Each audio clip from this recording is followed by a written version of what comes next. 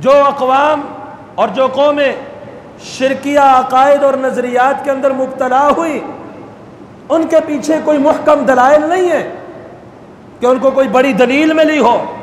کوئی بڑا کارنامہ ان کے سامنے ہوا ہو، کسی معجزے کا ظہور ہوا ہو، نہیں، پیچھے توہمات ہیں، جعلی کہانیاں، جھوٹے افسانے اور توہمات، وہم ہے، اس سے یوں ہو جاتا ہے، فلاں کو یوں ہو گیا تھا، فلاں کے ساتھ ایسا ہو گیا تھا، یوں کرنے سے ایسا ہو جاتا ہے، یوں کرنے سے ایسا نہیں ہوتا، ایسے نفع ملتا ہے، ایسے نقصان ملتا ہے۔ تو یہ توہمات اس کا بیک گراؤنڈ ہے، اس کی کوئی دلیل نہیں ہے۔ اور دوسری طرف جو ایک مسلمان کامل ایمان والا ہے، اسے اللہ سبحانہ وتعالیٰ نے جو نظریہ اور عقیدہ دیا اور رسول اللہ صلی اللہ علیہ وسلم نے اسے جو بات سمجھائی ہے، اس کا لب لباب یہ ہے کہ کوئی نحوست، کوئی توہمات کے پیچھے پڑنے کی یا کسی بھی چیز میں نفع اور نقصان سمجھنے کی ضرورت نہیں ہے، کیونکہ نفع اور نقصان کا اختیار اکیلے اللہ رب العالمین کے پاس۔ تو یہ بات مسلمانوں کو دلائل کے ساتھ سمجھانے کی تو ضرورت ہی نہیں پڑتی، کیونکہ ایک مسلمان کا یہ تو بنیادی عقیدہ ہونا چاہیے، اس پر بھی کیا دلائل دینے کی ضرورت ہے کہ نفع کا مالک اللہ، نقصان کا مالک وہ مسلمان کے سامنے؟ یہ تو مشرکین کا عقیدہ تھا کہ دوسری چیزوں میں نفع ڈھونڈتے ہیں، دوسری چیزوں کے نقصان سے ان کو خدشات لاحق ہوتے ہیں۔ اللہ سبحانہ وتعالیٰ نے سورہ یونس سورہ نمبر 10 آیت نمبر 106 اور 107 میں فرمایا وَلَا تَدْعُوا مِن دُونِ اللَّهِ، اور قرآن مجید میں اس مضمون کی کئی آیات موجود ہیں، وَلَا تَدْعُوا مِن دُونِ اللَّهِ مَا لَا يَنفَعُكَ وَلَا يَضُرُّكَ، اللہ کے علاوہ ان کو مت پکار جو تجھے نفع نہیں پہنچا سکتے اور تجھے نقصان نہیں پہنچا سکتے، اور اگر تو نے ایسا کیا فَإِن فَعَلْتَ فَإِنَّكَ إِذًا مِنَ الظَّالِمِينَ، پھر تو ظالموں میں سے ہو جائے گا۔ وَإِن يَمْسَسْكَ اللَّهُ بِضُرٍّ فَلَا كَاشِفَ لَهُ إِلَّا هُوَ، اور اگر اللہ تجھے کوئی ضرر دے دے، کوئی نقصان پہنچا دے، اللہ کے علاوہ اس نقصان کو ٹالنے والا، موڑنے والا، ہٹانے والا کوئی اور فَلَا كَاشِفَ لَهُ، کوئی ہٹانے، رب نقصان دینا چاہے ساری کائنات اس کو ہٹا نہیں سکتی، کالی ہنڈیاں رکھ لے، دھاگے باندھ لے، چھلے پہن لے، جدھر مرضی چلا جا، بھٹکتا جا، لیکن رب نقصان دے، اس نقصان کو موڑنے کی جرت کسی کے اندر نہیں۔ وَإِن يُرِدْكَ بِخَيْرٍ، اور اگر اللہ خیر کا ارادہ کرے، اللہ فضل دینا چاہے، اللہ رحمت کرنا چاہے، اللہ نفع پہنچانا چاہے، کاروبار میں ترقی دینا چاہے، صحت دینا چاہے، دولت دینا چاہے، عزت دینا چاہے،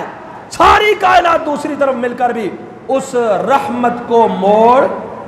نہیں سکتی۔ وَيَمْسَسْكَ بِخَيْرٍ فَلَا رَادَّ لِفَضْلِهِ، اگر اللہ خیر کرے اس کے فضل کو موڑنے کی جرت کسی میں نہیں۔ آپ نماز کے بعد کیا اذکار پڑھتے؟ اللہم لا مانع لما اعطیت ولا معطی لما منع، یہ تو ہر آپ نماز کے بعد کے اذکار میں سکھایا ہے۔ اور نماز پڑھ کے بھی کہو اللہ جو تو دے، تیری عطا کو موڑ کوئی نہیں سکتا، رکاوٹ کوئی نہیں ڈال سکتا، تو منع کر دے کائنات مل کے دے نہیں سکتی۔ ولا ينفع ذا الجد منك الجد، اور یہ قرآن مجید کی ایک نہیں کئی آیات کے اندر یہ عقیدہ موجود ہے،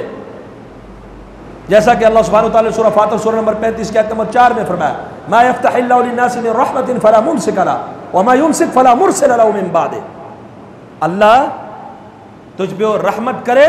اسے روکنے والا کوئی نہیں، اللہ تجھے نقصان پہنچانے کی کوشش کرے رحمت روک دے کوئی نقصان سے ہٹانے والا کوئی نہیں۔ بلکہ اللہ کی مخلوق میں اگر سب سے اونچا درجہ کسی کا ہے اللہ کے بعد تو وہ امام الانبیاء جناب محمد الرسول اللہ صلی اللہ علیہ وسلم ہے۔ سورہ اعراف سورہ نمبر 7 کی آیت نمبر 188 میں اللہ تعالیٰ نے فرمایا قل لا املک لنفسی نفعا ولا ضرا، کہہ دیجئے میں اپنی ضرر اور نقصان اور نفع کا مالک نہیں ہوں۔ جب امام الانبیاء جیسی شخصیت کے لیے یہ الفاظ قرآن مجید میں آگے، کوئی اور نفع اور نقصان کا مالک ہو سکتا؟ کبھی بھی نہیں ہو سکتا۔ اور رسول قرآن مجید کی اور کئی آیات کے اندر یہ مضمون موجود ہے، اور اللہ کے رسول صلی اللہ علیہ وسلم نے سیدنا عبداللہ بن عباس رضی اللہ عنہ کو کچھ نصائح فرمائے، ان نصیحتوں میں سے ایک نصیحت جو جامع ترمذی حدیث نمبر 2516 میں ہے وَاعْلَمْ أَنَّ الْأُمَّةَ لَوْ اجْتَمَعَتْ عَلَىٰ أَن يَنْفَعُوكَ لَمْ يَنْفَعُوكَ، جان لو اگر ساری امت مل کر مجتمع ہو کر، اس میں اولیاء بھی ہوں، اتقیاء بھی ہوں، بڑے سے بڑے بھی ہوں، سارے مل کر تجھے نفع پہنچانا چاہیں، تجھے نفع وہی پہنچے گا جو رب نے تیرے لیے لکھ دیا ہے۔ رب کے لکھے ہوئے نفع سے زیادہ کوئی نفع پہنچا سکتا؟ وہ تو اس کا دیا ہوا۔ اور اگر ساری امت مل کر اس بات پر اکٹھی ہو جائے کہ تجھے نقصان پہنچائیں گے، لیکن تجھے نقصان نہیں پہنچا سکتے، تجھے نقصان وہی پہنچے گا جو رب نے تیرے مقدر میں لکھ دیا۔ بہرحال اس حدیث سے اور قرآن مجید کی ان آیات سے جو بات سامنے آتی ہے، جو نقطہ سامنے آتا ہے، وہ ایک مسلمان کا مضبوط نظریہ اور عقیدہ ہونا چاہیے۔ نقصان کالی ہنڈیا ٹال سکتی، جوتی نظر بد سے بچا سکتی، کالا دھاگا بخار کو ٹال سکتا، یہ فروزہ بیماریاں ہٹا سکتا۔ یہ نقصان ہٹانے والا کون ہے اور نفع دینے والا کون ہے؟ صحت بھی اسی کے ہاتھ میں، اولاد بھی اسی کے ہاتھ میں، عزت بھی اسی کے ہاتھ میں، روزی روٹی اسی کے ہاتھ میں۔ الغرض ہر نعمت، ہر رحمت، ہر نفع وہ دینے والی ذات اللہ رب العالمین کی ہے، اور ہر نقصان کو ٹالنے والا اور نقصان پہنچانا بھی کس کے اختیار میں ہے؟ اللہ کی۔ تو اس لیے توہمات سے وہ گھبرائے جنہیں یہ یقین نہ ہو کہ ہمارا نفع اور نقصان کا مالک اللہ ہے، اور جن کے نفع اور نقصان کا مالک اللہ ہو